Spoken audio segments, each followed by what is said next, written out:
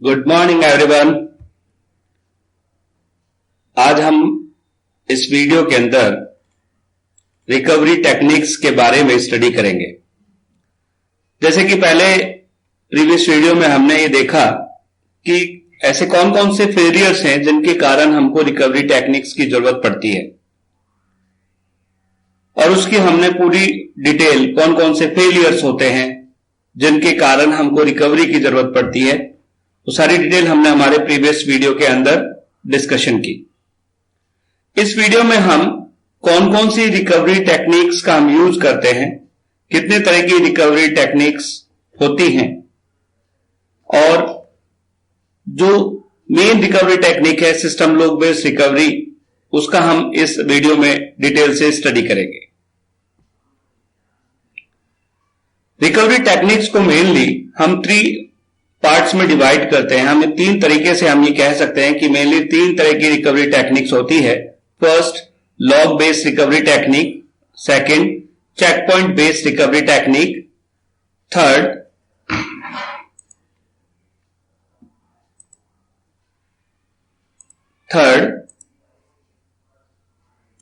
First log based, second checkpoint based recovery technique, third shadow paging recovery technique.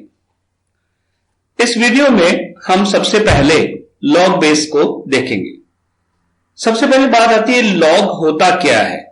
ठीक है, जैसे आपने देखा होगा कि जब भी हम कंप्यूटर में एंटर करते हैं या किसी भी सिस्टम में हम एंटर करते हैं, तो सिस्टम में जैसे हम एंटर करेंगे तो सिस्टम में सबसे पहले वो यूजर आईडी को नोट करेगा।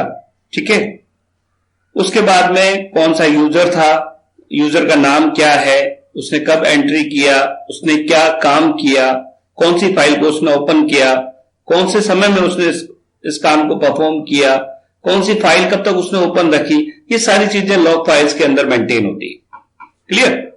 हम यूं भी इसको एग्जांपल ले सकते हैं कि जब भी हम किसी ऑफिसेज में जाते हैं या किसी हाईली सिक्योरिटी जोन में जाते हैं, तो वहां जैसे हम उनके गेट पर पहुंचते हैं तो हमसे वहां पर हमारी एंट्री करवाई जाती है। नाम क्या है, कौन सी जगह से आए हैं, क्या कॉन्टेक्ट नंबर है, क्या काम है, ये सारी चीजें वहां पे नोट करवाई जाती है, जिसको हम बोलते हैं इनपुट रजिस्टर। ठीक है, उसी तरीके से कंप्यूटर सिस्टम में भी जो भी हम काम करते हैं उसकी एक स्पेशल फाइल बनती है जिसको हम कहते हैं लॉग, या हम यूं भी कह सकते हैं डीबीएमएस जनरल भी उसको कह सकते हैं। जैसे जनरल में हर चीज का लेखा जोखा होता है। हम इकोनॉमिक में जब इकोनॉमिक्स पढ़ते हैं या हम अकाउंट्स पढ़ते हैं, अकाउंट्स में भी हम कितनी इनकम हुई, कितना एक्सपेंडिचर हुआ, उसको हम एक बुक में मेंशन करके रखते हैं, जिसको हम जनरल बोलते हैं। सेम लगभग उसी तरीके से कंसेप्ट यहां पे भी यूज किया जाता है, जहां पे हर इंफॉर्मेशन को हैंडल किया जाता है। जहां पर लॉग इंफॉर्मेशन को स्टोर किया जाता है, उस प्रोसेस को हम बोलते हैं लॉगिंग। क्लियर, मतलब इंफॉर्मेशन स्टोर करने की प्रोसेस को हम बोलते हैं लॉगिंग। ठीक है, इस लॉगिंग प्रोसेस में हम जो भी रिकॉर्ड, लॉग के जो भी रिकॉर्ड होते हैं वो सीक्वेंस में मेंटेन होते हैं। ठीक है, और ये सारे रिकॉर्ड्स का ट्रैक भी हम डेटाबेस में अपडेट करते रहते हैं। अपडेट इन द सेंस कि कौन सा यूजर कब सिस्टम में एंटर हुआ, उसने क्या काम किया। आपने देखा होगा कि कई बार अपने कंप्यूटर के अंदर आप फाइल चेक करते हैं तो फाइल के अंदर रिसेंट अपडेट्स दिखाता है। आप फाइल की प्रॉपर्टी में देखेंगे या फाइल जब आप ओपन करते हैं, फाइल का जब आप ड्राइव खोलते हैं तो उसमें सारी इंफॉर्मेशन होती है। फाइल का नेम क्या है, उसका एड्रेस क्या है, कितने केबी की है, ठीक है, और कब मॉडिफाई हुई, ये सारी इंफॉर्मेशन मेंटेन करता है। इसको हम बोलते हैं लॉग फाइल्स। ठीक है, जब ट्रैक सारे अपडेट हो जाते हैं तो उसको हम डिस्क पर स्टोर कर देते हैं। क्लियर। इसका फायदा क्या है कि जब भी कोई फेलियर आता है तो हम इस फाइल को वापस रिकवर करके हमारे सिस्टम को रिकवर स्टेट में ले जा सकते हैं। क्लियर। और सेकंड थिंग, और इसका सबसे अच्छा एडवांटेज हमको कहां मिलता है, बैकअप में। ठीक है, ये लॉग फाइल्स जो है हमारे बैकअप रिकवरी में बहुत यूजफुल होती हैं, इसलिए हम इनका बैकअप, जब भी हम बैकअप लेते हैं तो ये लॉग फाइल्स हमारी बैकअप डिवाइस पर चले जाती हैं। ठीक है। ये सारे काम कौन करता है? रिकवरी मैनेजर, जिसका काम डेटा को रिस्टोर करना होता है और रिस्टोर करके वो अपने सिस्टम को कंसिस्टेंट स्टेट में ले जाता है, यानी स्टेबल स्टेट में ले जाता है। लेकिन लॉग फाइल के साथ में जो सबसे बड़ी प्रॉब्लम आती है वो यह है कि लॉग को मेंटेन करना, लॉग को वापस रिकवर करना बहुत टाइम कंज्यूमिंग है, लेकिन इससे हमारी रिकवरी का स्टेटस स्ट्रांग होता है और हम हमारी रिकवरी को काफी हद तक एक्यूरेट कर सकते हैं। जस्ट फॉर एग्जांपल, जब भी हम लॉग को मेंटेन करते हैं तो हम, जैसे हमारा ट्रांजैक्शन स्टार्ट होता है तो हम ट्रांजैक्शन को एक नाम देते हैं, कौन सा ट्रांजैक्शन है। तो उसी तरीके से हमने यहां पर दिखाया है कि फर्स्ट ट्रांजैक्शन स्टार्ट हुआ, हमने ट्रांजैक्शन का नाम दिया टी, हमने ऑपरेशन परफॉर्म किया, क्या किया? राइट किया, किसमें? टी के अंदर, और क्या उसकी वैल्यू को हमने ए से अपडेट कर दी। अब ए क्या है? हम क्या करते हैं? ओल्ड वैल्यू से न्यू वैल्यू को अपडेट कर देते हैं, ठीक है। राइट ऑपरेशन में हम क्या परफॉर्म करते हैं? जो हमारी ओल्ड वैल्यू है उससे हम न्यू वैल्यू को परफॉर्म कर देते हैं और ट्रांजैक्शन हमारा कमिट हो गया और उसके बाद हमारी प्रोसेस एंड हो गई। Clear? This is a successful transaction of T. But if अगर कमिट नहीं हुआ तो हमारा ट्रांजैक्शन क्या हो जाएगा? अबॉर्ट हो जाएगा और उसके बाद प्रोसेस हमारी एंड हो जाएगी। This is the procedure of the log files. Clear? अब आता है लॉग फाइल्स कितने तरह की होती है। हम बेसिकली लॉग फाइल्स को दो पार्ट में या दो टाइप में डिवाइड करते हैं, डिफरेड अपडेट और इमीडिएट अपडेट। डिफरेड अपडेट को हम लेटर अपडेट भी कहते हैं या फॉरवर्ड रिकवरी टेक्निक भी कह सकते हैं या no undo redo recovery technique भी कह सकते हैं।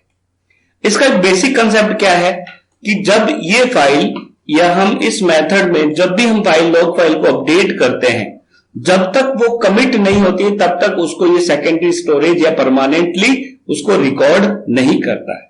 जैसे ही वो कमिट हो जाता है ट्रांजैक्शन, ये उसको स्टोरेज पर रिकॉर्ड कर लेता है और अपडेट रिकॉर्ड को अपडेट कर देता है, ठीक है। इसीलिए हमने क्या कहा? लेटर अपडेट, क्योंकि जब तक कमिट नहीं होगा तब तक हम उसको अपडेट नहीं करेंगे।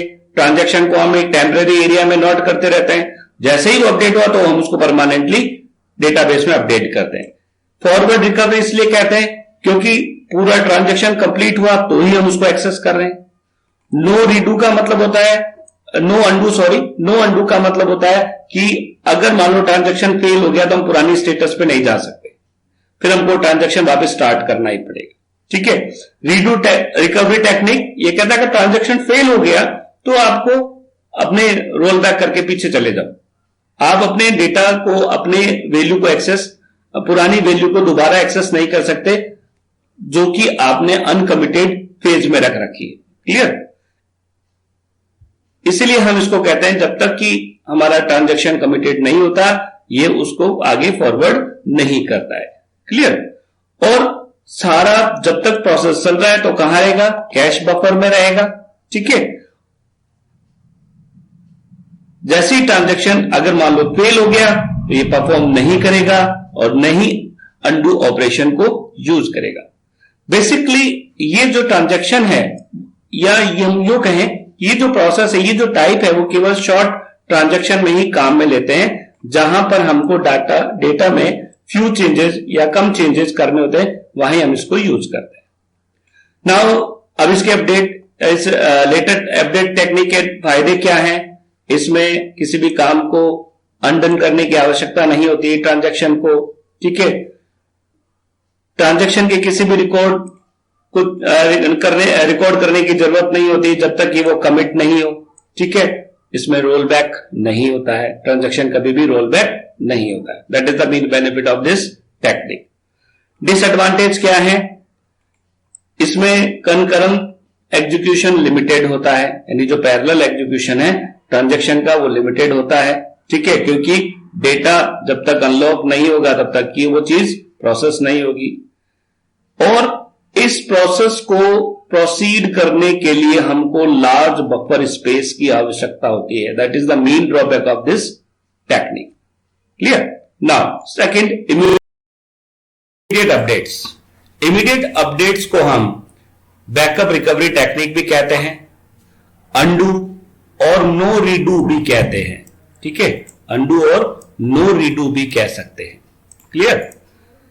इसमें जैसे जैसे आप अपडेट करते हैं वो उसको परमानेंटली डेटाबेस में सेव करता रहता है। जरूरी नहीं है कि आप कमिट पॉइंट पर पहुंचे। क्लियर? अगर ट्रांजैक्शन फेल होता है तो ये रोल बैक करता है, यानी आपका अंडू आ गया। ठीक है, और डेटाबेस अपने प्रीवियस कंसिस्टेंट स्टेट में वापस मूव कर जाता है। इसलिए हम इसमें कह सकते हैं कि केवल हम अंडू ऑपरेशन को ही इसमें परफॉर्म करते हैं। इसके लिए ये राइट अहेड लॉगिंग प्रोटोकॉल को यूज करता है। राइट अहेड प्रोटोकॉल क्या कहता है कि अगर कोई भी अपडेट ऑपरेशन अपडेट होता है और उसको जब तक हम रिकॉर्ड रखेंगे जब तक ये परमानेंट में सेव नहीं हो जाता या वो कमिट नहीं हो जाता। क्लियर?